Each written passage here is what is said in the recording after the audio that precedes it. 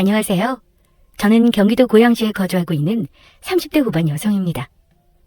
얼마 전 저희 친정엄마 집을 탐내던 시모와 한판하고 이혼했어요. 저야 이혼해도 아쉬울 거 하나도 없지만 그들은 다르죠. 저 없으면 개털되는 거 한순간이거든요. 그것도 모르고 오만하게 굴다가 제대로 쪽박차고 말았습니다. 저는 엄마가 돌아가시고 슬픔에 빠져 있는데 시모는 저희 엄마 집을 가로챌 궁리만 하던 사람이에요. 그런 사람을 제대로 참교육하고 끝낼 수 있어서 한편으로는 통쾌합니다. 그럼 제 이야기 시작할게요. 저와 남편은 친구의 소개로 만나 연인 사이로 발전했습니다. 남편과 저는 똑같이 평범한 회사원이었어요. 그러나 딱 거기까지. 평범한 회사원인 것만 같고 경제적 상황은 천지 차이였습니다. 왜냐고요? 친정집이 돈이 많거든요. 정확히 말하면 저희 엄마가요. 엄마는 제가 태어나기 전부터 주식을 하셨습니다. 엄마가 사들인 주식은 꼭 대박을 터뜨리거나 평타 정도는 하더군요. 그만큼 엄마는 안목이 좋았고 사고 팔 때의 기회를 잘 아는 분이셨습니다. 엄마가 본격적으로 주식을 시작하게 된 계기는 아빠가 돌아가시고 난 다음부터였어요. 홀로 어린 딸을 키워야 했기에 막막하셨답니다. 버는 돈은 한정적인데 남부럽지 않게 키우고 싶으셨대요. 그래서 혼자 아등바등 노력하며 주식 공부를 하기 시작하신 거죠. 처음에는 많이 잃기도 했지만 그런 경험들이 쌓여서 나중에는 어마어마한 돈을 벌어들이셨습니다. 그런 엄마 덕에 평범한 직업을 가지고 있음에도 남편보다 훨씬 더 잘 살 수 있었고 항상 여유 있는 사람이었죠. 남들이 그러더군요. 돈에 얽매이지 않은 특유의 여유로움이 묻어난다고요. 나중에 남편이 말하기를 제가 너무 여유있게 굴어서 재벌가의 딸인 줄 알았답니다. 처음 우리 집에 인사드리러 왔을 때 의리의리한 모습을 보고 무척이나 놀라워했어요. 그만큼 잘 살았기 때문에 남편은 우리 집이 왜 이렇게 돈이 많은가 궁금해했습니다. 혹시 장모님 무슨 사업하셔? 아니, 엄마는 집에서 살림하시는데? 그래? 그럼 땅 부자인가? 물려받은 땅이나 건물 같은 게 있나 보네. 그렇지 않고서야 어떻게 이렇게 의리의리한 집에서 사실 수 있어? 이 정도 집이면 딱 봐도 몇십억은 할 것 같은데. 아, 그래 맞아. 할아버지한테 물려받은 땅이 있어. 그렇지. 어쩐지. 근데 할아버님이 노른자 땅을 물려주셨나 보다. 집이 장난 아니게 좋은데? 제 직업도 그렇고 저희 엄마가 딱히 하시는 것도 없이 집에 계신다고 하니 남편으로서는 궁금할 만하죠. 도대체 무슨 돈으로 이런 집을 사고 먹고 사는지 말입니다. 사실 남편과 결혼을 결심하고 나서 엄마께 미리 말씀드렸을 때 제게 한 가지 당부하신 게 있었어요. 엄마가 주식해서 돈을 많이 벌게 되었다는 것을 절대로 말하지 말라고 하셨습니다. 왜? 그게 뭐 잘못된 것도 아니고 왜 말하면 안 되는데? 잘못된 거라서 말하지 말라는 게 아니라 이래저래 피곤할까 봐 그래. 주식해서 이 정도로 벌어들였다는 거 알게 되면 사돈이라는 명목으로 또는 사위라는 명목으로 얼마나 많은 부탁을 해오겠니? 본인들도 주식 한번 해보겠다고 나한테 기대서 이 바닥에 발 담글 게 뻔해. 넌 모르겠지만 사람은 돈에 살고 돈에 죽는 법이야. 당장은 어떻게든 나한테 잘 보이려고 안간힘을 쓰다가도 본인도 조금 잃게 되면 이빨을 드러내더라? 원래 주식이란 게 마냥 오를 수만은 없는 건데 말이야. 한마디로 기다림의 미학이라고. 떨어져도 오를 때를 잘 알고 팔면 되는 건데 이 말을 안 믿고 초조하게 굴다가 팔아먹고 망한 사람들 많이 봤어. 괜히 너희 시댁도 그런 꼴 날까봐 두렵다. 나를 원망할 것 같기도 하고 그래서 그래.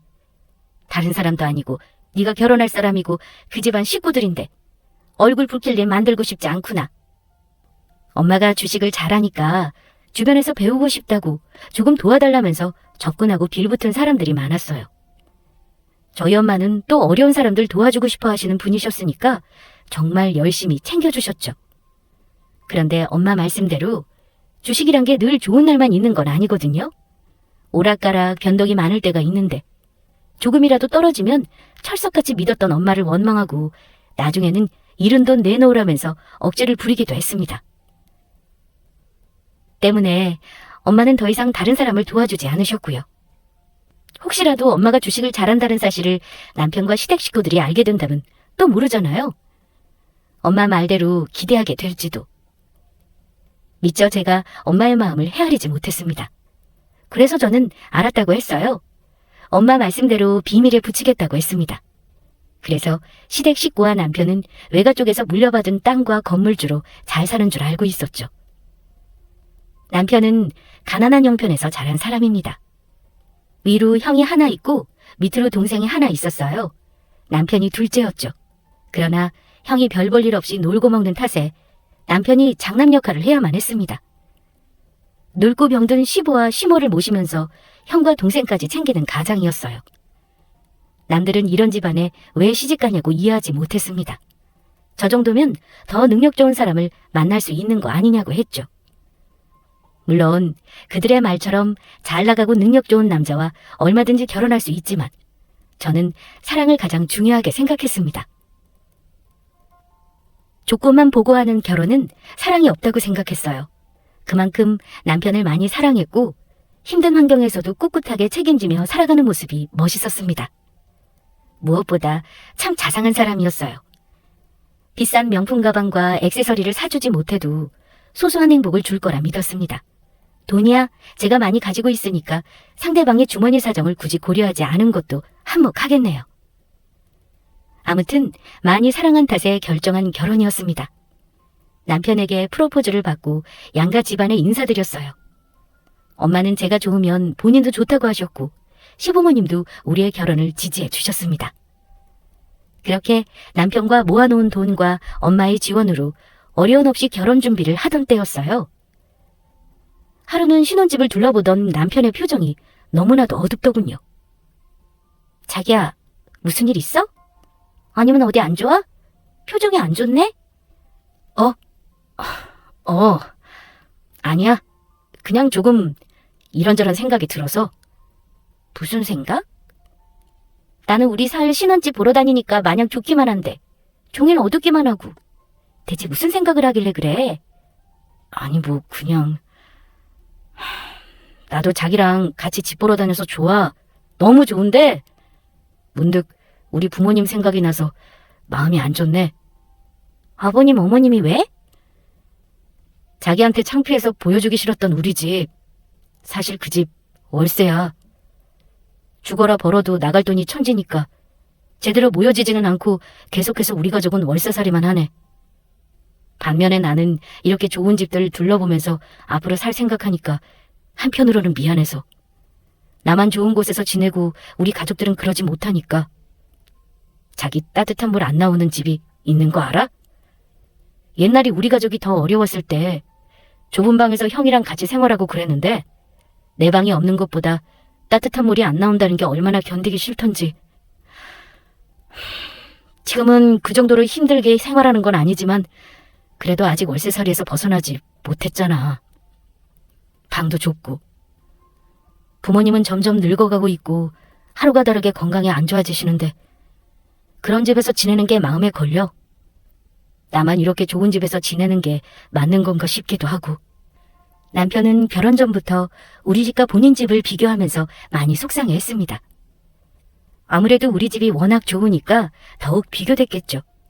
가족들은 월세살이하며 저런 허름한 집에서 지내는 동안 본인은 좋은 곳에서 지낼 걸 생각하니 마음이 불편해졌다고 합니다. 그러면서 제가 이런 말을 하더군요. 원래 결혼하기 전에 본인이 모은 돈으로 식구들이 살 작은 전셋집을 하나 구해주고 싶었답니다. 그래서 닥치는 대로 일하고 투자까지 뛰면서 열심히 돈을 모았대요. 그런데 결혼 준비하면서 생각했던 것보다 돈이 많이 들어가니까 시댁 식구들이 살 전셋집을 구하기에는 부족했다고 합니다. 그래서 지금 다른 방법으로 열심히 돈을 굴리고 있다고 하더군요. 그게 무슨 소리야? 돈을 굴리고 있다고? 아니 어떻게 해? 친한 친구가 주식 쪽으로 빠삭하거든. 진짜 확실한 정보라고 해서 그 친구 믿고 투자를 좀 했어. 뭐? 그러다 잘못되면 어쩌려고. 원래 친한 친구일수록 더욱 조심해야 하는 거야. 돈 거래 함부로 하면 안 되는 건데? 아니야, 확실하게 믿을 만한 친구야. 그 친구 덕에 내가 얼마나 많은 돈을 벌었는데 나한테 사기칠 놈 절대 아니야. 정말 확실한 거지? 그럼 친구 덕에 돈 많이 불려서 이렇게 결혼도 할 수 있게 된 건데 시간이 조금 더 있었더라면 전셋집 구할 돈까지 모을 수 있었을 텐데. 아무튼 우리 결혼할 때까지 내가 더 바짝 모아봐야지. 남자친구의 말을 듣고 정말 대단하다고 생각했습니다. 한편으로는 시댁 식구들의 가장이 되어 모든 걸 책임진다는 게 여자 입장에서는 부담스러울 수 있어요. 그러나 저는 경제적으로 여유가 있는 편이기 때문에 딱히 부담스럽지 않았습니다. 그저 모든 걸 책임지고 이끌어가는 남편이 참 멋지다고 생각했어요. 아무리 가족이라고 해도 이렇게까지 하기는 쉽지 않잖아요. 그래서 더욱 대단하다고 생각했습니다. 그렇게 남편은 결혼 준비를 하면서 틈틈이 투자과 주식으로 열심히 돈을 불려나갔어요. 저는 저대로 정신없이 결혼 준비를 하고 있었죠. 그러던 어느 날이었어요. 자기야, 연락도 없이 갑자기 무슨 일이야? 왔으면 들어와서 엄마한테 인사드리지. 자기야. 뭐야, 자기 울어? 늦은 밤 연락도 없이 남편이 집 앞까지 찾아왔습니다. 그런데 남편의 모습이 심상치 않았어요. 뭐 안 좋은 일이라도 있었던 건지 저를 보자마자 펑펑 울면서 속상해했습니다. 은근히 술 냄새까지 풍겼고요. 저는 대체 왜 이러냐며 무슨 일로 이렇게까지 술까지 마시고 우냐고 물었어요. 그러자 남편이 그러더군요.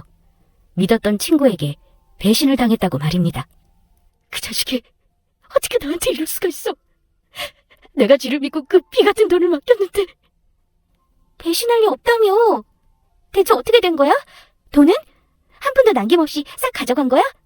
그동안 불린 돈이랑 내가 새롭게 더 얹어둔 돈까지 싹 다 가지고 튀었어. 이번에는 날 속이고 뒤통수 치려고 작정했었나 봐. 미리 도망갈 준비까지 다 했더라. 자기야, 이제는 어떻게 해? 그 돈, 그동안 내가 어떻게 벌었는지 자기는 알잖아. 나 진짜 제대로 쉬지도 못하고 죽어라 일만 해서 번 돈인데 어떻게 친구라는 새끼가 내 뒤통수를 칠 수 있냐고. 배신한 친구를 찾아보려고 경찰에 신고까지 한 상태였지만 해외로 도망간 걸 알게 되었습니다. 국내에서도 꼭꼭 숨으면 찾는 데까지 시간이 걸리는 법인데 해외로 도망갔다면 못 찾는다고 봐야 했어요.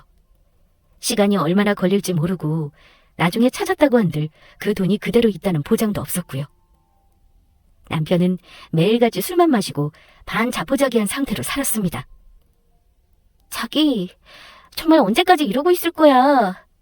다 포기했어? 힘들겠지만 지나간 일은 묻어두고 새롭게 시작해야지.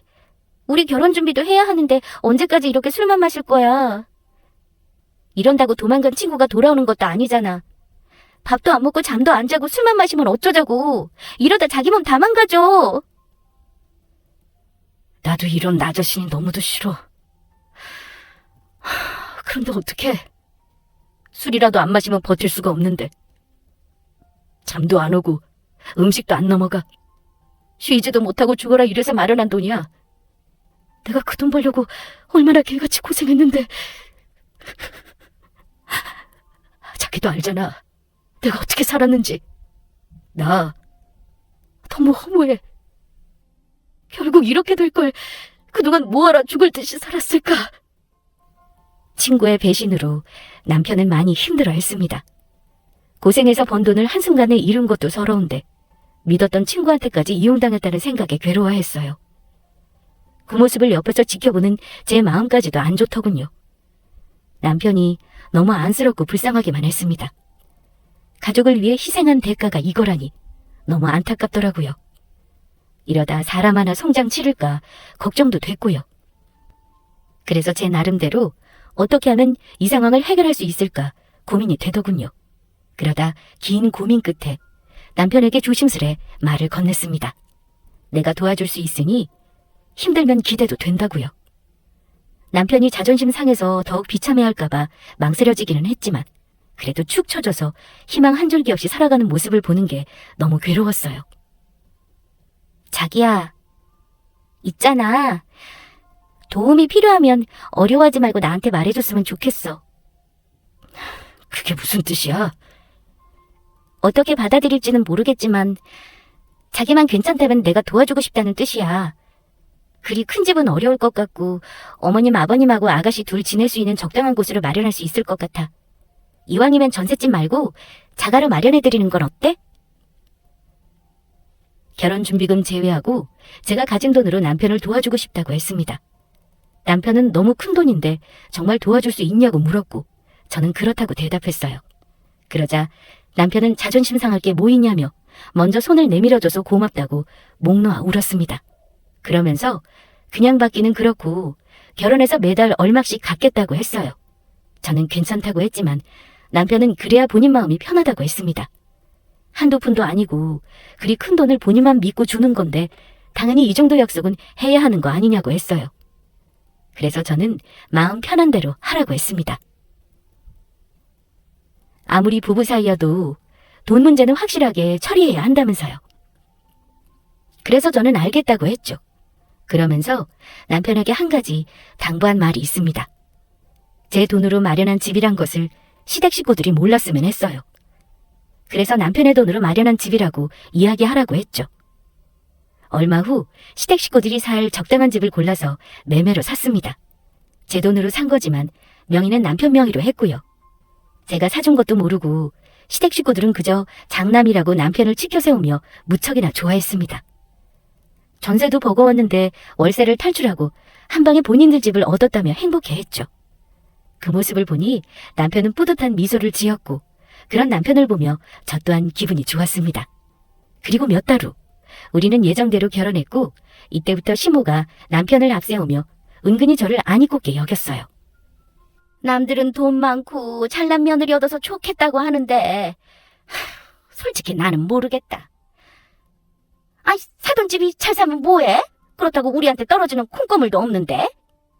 우리 아들은 잘 사는 친정 문턱에 기죽어서 아무 말도 못한다지만 너는 다르지 않니? 어쩜 이리 천하태평이야? 뭐가요? 집에 돈 좀 있으면 우리 생각도 좀 해줘야 하는 거 아니니? 어떻게든 시댁 살릴 궁리를 해야 하는 거 아니냐고. 며느리라고 하나 있는 게 일이 무심해서야. 돈만 있으면 뭐하냐고. 내가 너라면 그 많은 돈으로 이것저것 텅텅 쓰면서 시댁 식구들 챙겨주겠다. 아유, 돈 많은 집안이라고 해서 기대했더니만 이게 뭐야. 이럴 줄 알았으면 우리 아들 결혼 안 시켰을 거야. 내 새끼가 가난한 집안에서 태어난 것만 아니면은 너보다 훨씬 더 성공했을 거다. 머리 좋아, 인물 좋아, 뭐 하나 빠지는 게 있냔 말이야. 거기다 생활력은 또 어떻고. 직장 다니기도 바쁜 와중에 틈틈이 알바해가면서 돈 버내야. 그 돈으로 이것 봐라. 우리가 살집을 이렇게 턱 해주고 결혼했잖니? 이 정도면 얼마나 똑 부러지는지 알겠지? 엄마가 주식을 잘해서 돈이 많다는 건 모르지만 어쨌거나 시댁집보다는 형편이 좋으니까 기대하는 바가 많았나 봅니다. 시모는 툭 하면 뭐라도 떨어지지 않을까 바란 적이 많았습니다. 급기야는 아주 노골적으로 챙겨달라고 할 정도였어요. 처음에는 그냥 한 귀로 듣고 한 귀로 흘렸지만 계속 반복되니까 퍽 난감하더군요. 이제 와서 시댁 식구들이 사는 집, 그거 제 돈으로 마련한 거예요 라고 말할 수도 없는 노릇이고 아무것도 모르고 그저 매정한 며느리 취급하니 답답하기도 했습니다. 그러다 시모가 결정적으로 아주버님을 걸고 넘어지면서 도와달라고 하더군요. 정과는 비교도 할 수 없이 집요하게 말입니다. 우리 큰애, 언제까지 가만히 둘 생각이니? 어디 좀 꽂아서 취직시켜라. 제가 어떻게 아주버님 취직을 시켜요? 저 그런 능력 없어요. 아니, 누가 너더러 하래? 잘난 네 엄마 있잖아. 그렇게 돈도 많고 건물 준대. 어디 한 군데 취직 못 시켜주겠냐고. 그 정도 되면 여러 사람 거쳐서 인맥도 많을 텐데. 저희 엄마가요? 그럴 리가요. 어머님이 생각하시는 그런 거 없어요. 글쎄 말이라도 한번 해보란 말이야. 네가 말을 안 하니까 사부인이 모르는 거 아니냐고. 혹시 알아? 두 팔 걷고 도와주실지? 큰애 나이가 몇인데 언제까지 저렇게 집에서 놀게 둬야겠니? 얼른 취직해서 돈도 모으고 장가가야 할 거 아니야. 이제 하나뿐인 네 아주버님이니까 책임지고 취직시켜라. 사부인한테 아양을 떨던 싹싹 빌던 어떻게든 해보란 말이야. 집에 찾아와서 달달 볶거나 전화와 문자로 사람을 귀찮게 굴었습니다. 놀고 먹어도 집안의 장남인데 어떻게 그냥 두고만 볼 수 있냐면서 취직시켜달라고 난리를 쳐댔어요. 그것도 부탁이 아니라 그냥 해줘! 라는 식의 강압이었습니다. 저는 저희 엄마가 그럴 능력도 없을 뿐더러 어떻게 책임감 없이 툭 하면 그만두는 아주버님을 아는 회사에 추천해줄 수 있냐고 했죠. 도저히 불가능한 일이라고 했습니다. 아주버님은 시모를 쏙 빼닮았는지 보통 성질이 아니었어요. 게다가 마음에 안 든다, 저게 싫다, 능력도 안 되면서 콧대만 높아서는 거기다 불같은 성격까지 소유한 탓에 툭 하면 무단퇴사를 밥 먹듯이 했어요. 그냥 놀고 먹는 걸 제일 좋아했습니다. 그러니 제가 어디 소개해주고 싶겠나요? 아니 뭐 소개해서 꽂아줄 능력도 안 되지만 된다 한들 가능하겠냐고요. 그걸 따지고 들면서 안 된다고 하니까 시모는 더 길길이 날뛰면서 본인 아들이 어디가 어떠냐며 난리치기 시작했습니다. 본인한테나 귀한 아들이지. 저한테는 그저 그런 놀고 먹는 백수 아주버님밖에 더 되겠냐고요. 귀한 장남 앞길 좀 튀어달라고 눈만 뜨면 저를 괴롭혀대기 시작했습니다. 너무 스트레스 받으니까 남편이 그만 좀 하라며 시모를 말리곤 했어요. 그러던 어느 날이었습니다. 한동안 시모한테 시달리다 보니까 정신이 쏙 빠질 정도로 힘든 시간을 보냈습니다. 직장 생활에, 집안일에, 시모 등살에 눈코 뜰 새 없이 바쁘더군요. 그래서 잠깐 친정엄마한테 소홀할 수밖에 없었습니다. 하루는 문득 엄마가 잘 지내시는지 궁금해서 전화를 걸었어요. 그런데 몇 통을 걸어도 도무지 받질 않는 겁니다. 이상하다. 왜 이렇게 전화를 안 받지? 무슨 일 있나? 왜 그래? 장모님 계속 안 받으셔? 벌써 5통째 넘게 전화했는데 계속 안 받아. 아무래도 집에 좀 다녀와야 할 것 같아.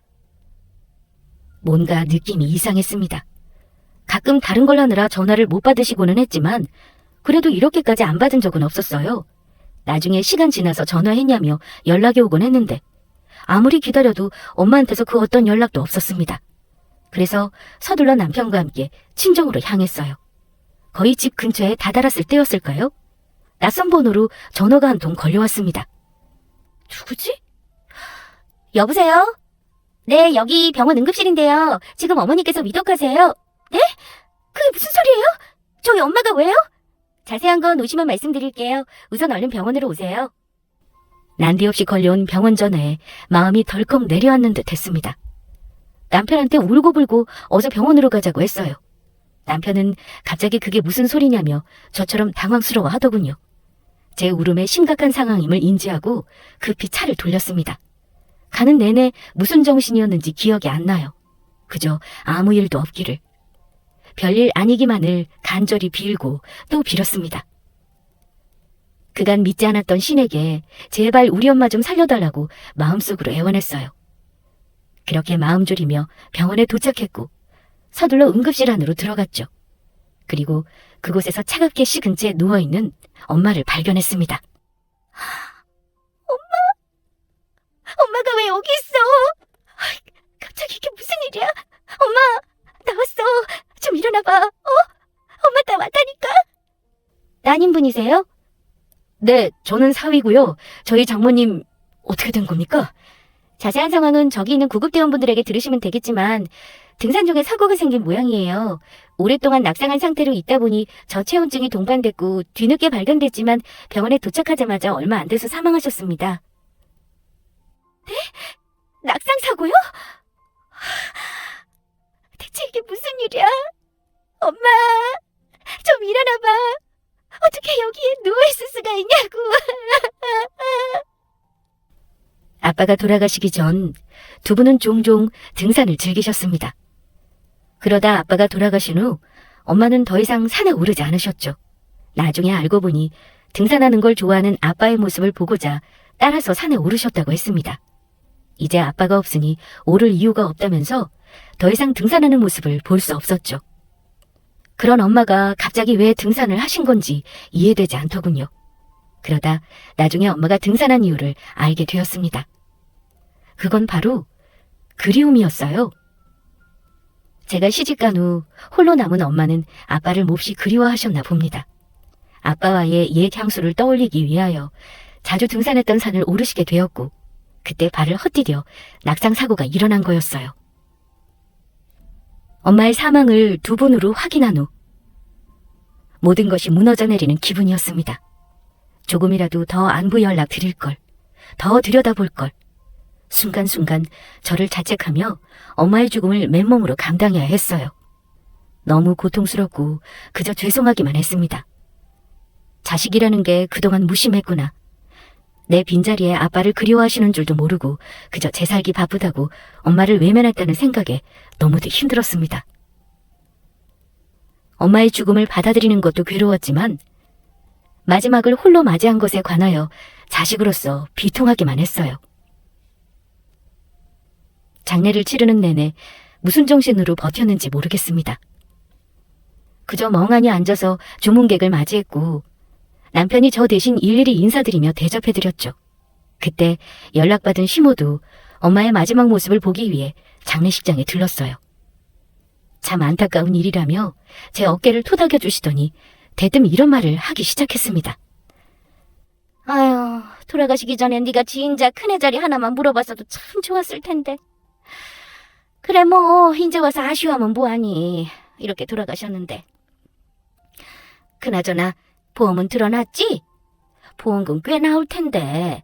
참, 그 집이랑 땅, 건물은. 이제 그거 다 네 거 아니야? 그렇지? 그럼 잘 됐다.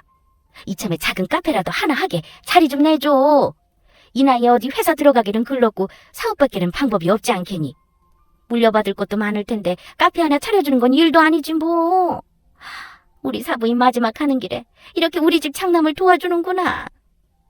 뭐라고요? 지금 뭐라고 하셨어요? 그걸 말이라고 하시는 거예요? 송장처럼 가만히 숨만 쉬면서 앉아있는 사람에게 시몬은 못할 말을 내뱉었습니다. 그게 어미 잃은 사람한테 할 말은 아니잖아요?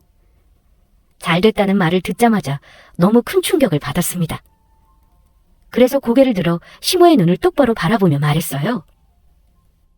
잘됐다니요? 그럼 지금 우리 엄마 돌아가신 게 잘된 일이라는 거예요? 아니, 누가 잘됐대? 내 말은 사부인 돌아가신 건 안타깝지만 산 사람은 살아야지. 우리 큰애한테는 좋은 기회이다 싶어서 그래. 아무리 어머님 아들이 귀해도 그렇지 저한테 그렇게 말하는 건 아니죠. 여기 잔치집 아니에요. 저희 엄마 장례식장이라고요. 그렇게 좋으세요? 표정 관리나 좀 하고 오시지 그러셨어요? 말로는 안타깝다고 하지만 좋아하는 티 다 나네요. 이럴 거면 돌아가세요. 저희 엄마 가시는 마지막 길 엉망으로 만들지 마시고요. 아니, 얘 말하는 것 좀 봐. 내가 언제 좋아 죽었다고 이래? 사부인 돌아가셨는데 내가 설마 좋아했겠니? 말이 좀 심하다 얘. 심한 건 어머니죠. 됐어요. 어머님하고 더 이상 긴 말하고 싶지 않아요. 그럴 기분도 아니고요. 이만 돌아가 주세요. 시몬은 제 말을 듣고 뭐 이렇게까지 반응하냐며 발끈했지만 저는 더 싸울 힘이 없었습니다. 계속 못 먹고 잠도 잘 못 자고 울기만 했으니 다 귀찮기만 하더군요. 무엇보다 엄마 장례식장에서 시모와 얼굴 붉히며 싸우고 싶지도 않았습니다. 그래서 시모한테 나중에 이야기하자며 이만 돌아가달라고 했어요. 시모는 그 말에 더욱더 날선 반응을 보였습니다. 본인은 기껏 생각해서 와준 건데 무슨 잡상인 취급하냐며 매우 불쾌했어요. 그러자 보다 못한 남편이 그만하라면서 시모를 데리고 나갔습니다. 다른 사람들은 엄마 장례식장에서 저런 막말을 한 시모를 용서할 수 없을 거예요. 그래서 한바탕 난리를 피울 수도 있겠죠. 하지만 이 순간만큼은 시모를 뒷전에 두어야 했습니다. 용서할 수 없을 정도로 밉고 화가 치솟았지만 나중을 기약했어요. 당장은 엄마의 장례가 중요했습니다. 그래서 시모는 나중에 꼭 짚고 넘어가야겠다고 했죠. 그렇게 저는 무사히 엄마의 장례를 마친 뒤 좋은 곳으로 모셨습니다. 기진맥진해서 지친 몸을 이끌고 집으로 향하는데 시모가 남편에게 전화를 걸어왔어요. 그런데 남편의 반응이 이상했습니다.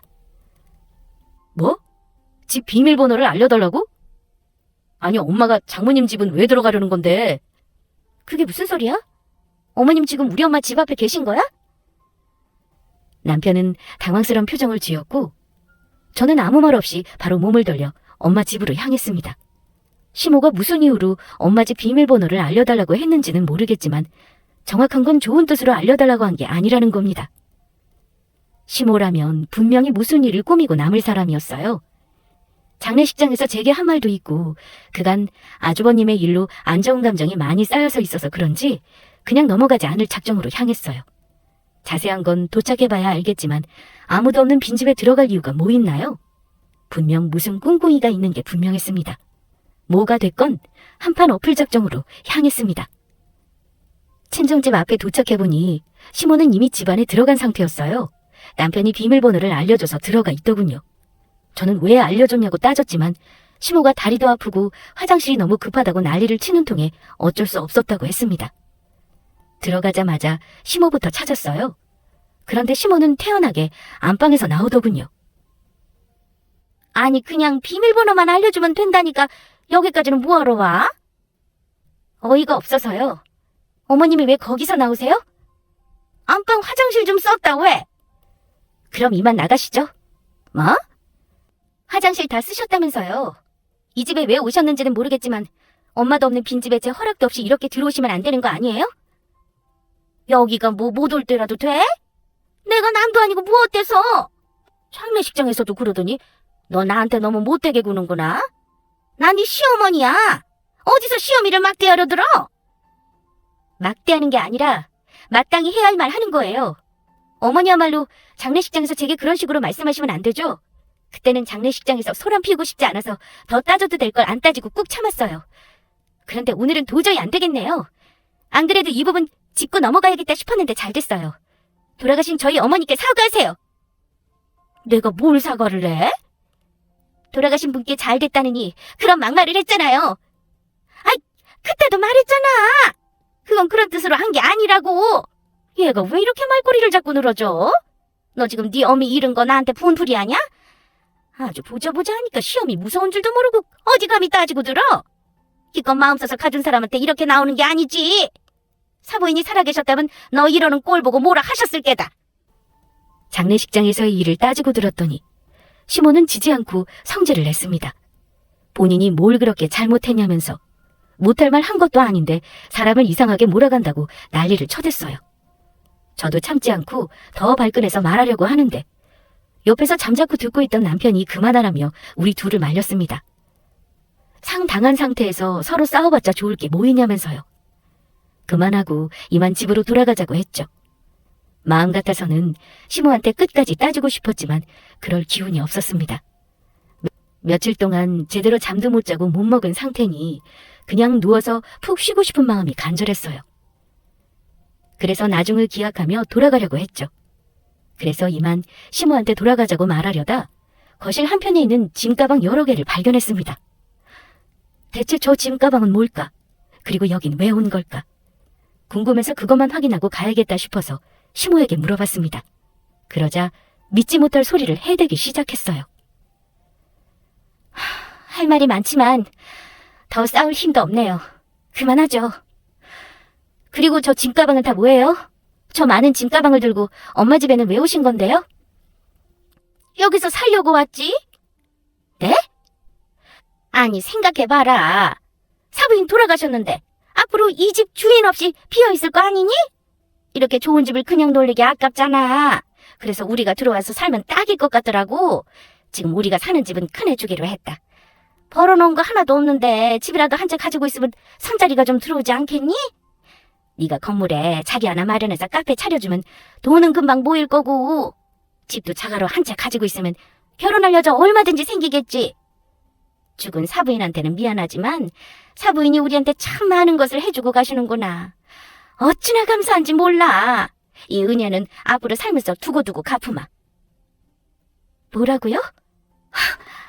기가 막혀서 나가요. 당장 나가라고요. 이게 진짜 왜 이래? 야, 너 미쳤어? 아무리 상당한 상태라 해도 말 똑바로 안 해? 봐주는데도 한계가 있어. 지금 누가 누굴 봐준대.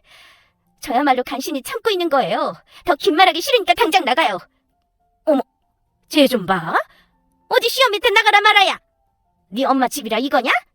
치사하고 더럽다 그래. 아니 어차피 놀고 있는 집 우리가 좀 쓴다는데 그게 그렇게 안 있고? 하나뿐인 네 아주버님 결혼시키려면 이 방법밖에 없는 걸 어떡해? 그니까 그걸 왜 나한테 이러냐고요? 그걸 왜 우리 엄마 집으로 해결하려고 하는데요? 어머님이 뭐 거지예요? 툭하면 이거 해달라 저거 해달라. 아주버님 어머님 아들이잖아요. 내 아들 아니에요. 어머님이 알아서 하셔야죠. 왜 제가 놀고 먹는 백수 아주버님까지 챙겨야 하냐고요. 그리고 엄마 돌아가신 지 얼마나 됐다고 이 집을 넘봐요? 어머님 정말 사람도 아니시네요. 사람이라면 이렇게 할 수는 없어요. 저하고 엄마한테 미안하지도 않으세요? 우리 엄마 죽은 건 안중에도 없고 본인 뱃속 채울 생각만 가득한 거 제가 모를 줄 아냐고요. 빈집 놀리기 싫어서 그렇다고 변명하지 마세요. 역겨우니까. 말도 안 되는 소리를 듣고 그만 꼭지가 확 돌아버렸습니다. 그래서 시모한테 있는 대로 악다구니 쓰며 대들었어요. 그때였습니다. 남편이 제 앞을 가로막고 서더니 말이 너무 심한 거 아니냐면서 따지더군요. 엄마가 뭘 그렇게 잘못했다고 이런 식으로 굴어? 장모님 돌아가셔서 자기 많이 예민한 거는 이해하는데 그래도 이런 식으로 버릇없이 구는 건 아니지. 그것도 내 앞에서. 막말로 엄마 말씀이 다 틀린 건 아니잖아. 어차피 이 집에 장모님도 안 계시는데 우리 부모님이 들어와서 사시는 게 무슨 문제라고 그래? 이 집 말고도 앞으로 자기가 물려받을 땅이랑 건물도 많은데 그냥 우리 부모님께 드리면 되잖아. 사람이 돈 앞에서 간사해진다더니 왜 우리한테 아무것도 주기 싫어? 자기 그런 사람이었어? 뭐? 너 지금 그걸 말이라고 하니? 네 엄마 개념 없어서 한 소리 한 거 가지고 왜 나한테 난리야? 너까지 개념이 이렇게 바닥일 줄은 몰랐네. 됐다. 너도 필요 없어. 엄마 돌아가시기 전부터 어떻게든 나한테 빌붙으려는 너희 집안 지긋지긋했는데 차라리 잘 됐네. 더 늦기 전에 끝내는 게 낫겠다. 어머님, 지금 잘 사셨어요. 이거랑 집에 있는 거 마저 챙기시고 이번 주 안까지 그 집에서 다 나가주세요. 뭐? 그게 무슨 소리야? 그 집에서 나가라니? 네가 뭔데? 그 집 우리 아들이 해준 집이야? 아니요. 정확히 말하면 제가 해준 집이에요.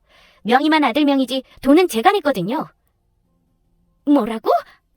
아니, 이게 다 무슨 소리니? 그 집을 제가 샀다니 그게 정말이야? 사실이에요. 그에 따른 증거도 있고요.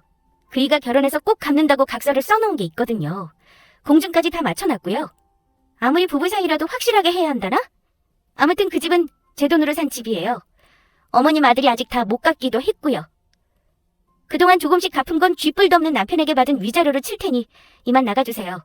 이혼할 때 그 집 되찾아서 처분할 거니까. 아이고 세상에, 이게 무슨 일이야? 나는 우리 아들이 돈 모아서 사준 줄 알았더니 이게 무슨 일이냐고. 청천벽력과도 같은 소리에 시모는 큰 충격을 받고 제자리에 주저앉았습니다. 본인 아들이 사준 집인 줄 알고 저한테 본인 아들 대단하다며 큰 소리치고 살았는데 그게 다 제 돈으로 산 집이라니 얼마나 놀랐겠어요? 그동안은 남편 죄만 생각해서 잠자코 있어준 건데 더 이상 남편이 필요 없다면 말이 달라지죠. 다 알아서 나쁜 거 없으니 확 밝혀버렸습니다. 어차피 이혼하면서 되찾아야 할 집이기도 했으니까요. 결코 짧게 판단하고 이혼을 선언한 게 아닙니다.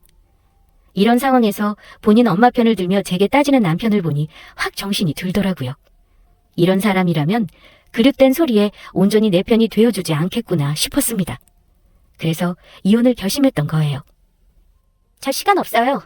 엄마 짐도 정리해야 되고 할 거 많으니까 얼른 나가주세요. 계속 이러면 경찰 부르는 수밖에 없고요.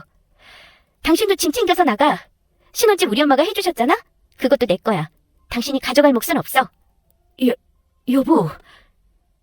더 이상 어떠한 말도 듣기 싫어. 할 말도 없고 내 마음 확고해. 나 이혼할 거니까 그런 줄 알아. 제 말에 남편은 땀을 삐질삐질 흘리며 얼굴빛이 새하얗게 변했습니다. 우리 엄마의 죽음을 알았을 때보다 더욱더 사색이 질린 표정이었죠. 황급히 저를 막아서며 말렸어요. 한껏 꼬이고 망가져버린 상황을 어떻게든 풀고 싶어 했습니다. 그래서 제 앞에 무릎을 꿇고 애원하더군요. 당신 많이 힘들어서 그런 거 잘 알아. 이럴수록 내가 더 세심하게 챙겼어야 하는데 정말 미안해. 아까 많이 서운했지? 그런데 자기도 알잖아. 진심 아니었단 거. 난 그저 상황을 중재하고 싶었던 것 뿐이야. 자기한테 서운하거나 마음 상한 거 정말 하나도 없었어. 정말이야. 장모님 돌아가시고 이제 자기 혼자인데 왜 이렇게 이유는 무슨... 이럴 때일수록 내가 더 자기 옆에 있어야지. 안 그래? 그런다고 내 마음이 돌아설 것 같니? 틀렸어. 난 이혼할 거야. 왜냐하면 당신은 있으나 마나한 사람이란 걸 다 들켜버렸거든. 더군다나 우리 엄마가 고생해서 번 돈, 조금이라도 당신 가족을 위해서 사용하고 싶지 않아. 당신도 포함이고. 그러니 이혼해. 버틴다면 소송 걸 거야. 확고한 제 태도에 망했다는 듯 절망한 표정을 지었습니다. 이날 시모와 남편은 한껏 기가 죽은 채 제 눈치를 보며 돌아갔어요. 그 이후로도 잘못했다, 한 번만 봐달라고 계속 찾아왔고 제 앞에서 무릎까지 꿇었죠. 그러나 이미 돌이킬 수 없는 잘못을 저질렀습니다. 무엇보다 돌아가신 저희 엄마를 욕보인 대가를 반드시 치러야 했어요. 이 부분은 절대로 용서 못합니다. 남편은 이대로 이혼할 수 없다며 버텼고 소송까지 치러야 했어요. 그러나 소용없었습니다. 결국 우리는 이혼했거든요. 남편이 써준 각서 덕에 그 집을 되찾아올 수 있었습니다. 그때는 각서 쓸 필요 없다고 말렸는데 남편이 제 무덤 제가 판 꼴이네요. 그동안 시모 등살에 힘들 때마다 든든한 울타리 한번 해준 적 없던 남편이었지만 각서 써준 건 참 잘한 짓이다 싶어요. 아무튼 그들은 제 집에서 다 쫓겨났고 다시 월세살이 하고 있다고 들었습니다. 그러거나 말거나 저는 엄마 집에서 지내고 있어요. 큰 집에 혼자 있는 생활이 적적하기는 하지만 곳곳에 엄마의 흔적이 있어서 위안 삼으며 추억을 곱씹고 있습니다. 그럼 지금까지 저의 긴 사연 들어주셔서 감사합니다.